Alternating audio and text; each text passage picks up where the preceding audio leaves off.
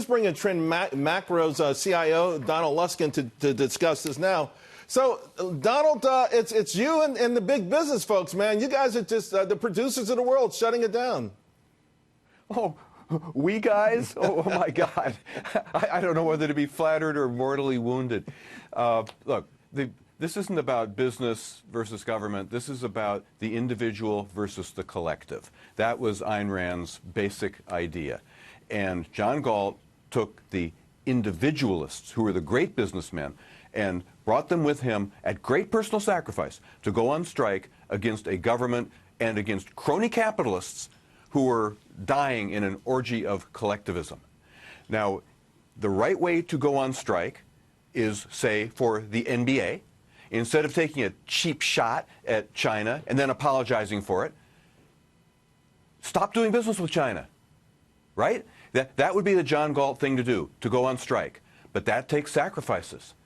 And the true John Galt in this situation, the one who's making the sacrifices, is Donald Trump.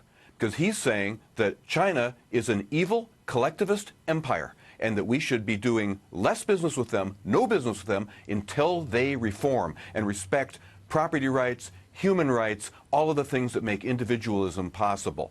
And if there are corrupt crony capitalists, like on the Business Roundtable, who don't like that, they're not capitalists, they're not businessmen, they're just lobbyists, they're just cronies, they're just rent seekers, they're just moochers, to use Ayn Rand's famous term.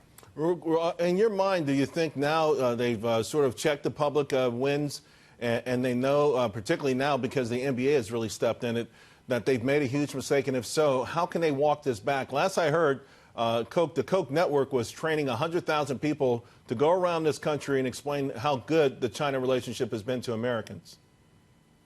Actually, you've missed the latest story on that. The Koch people have admitted that that's a complete failure. They've stopped doing it. They stopped wasting their good money on it. And these are smart people who know how to spend money to create influence.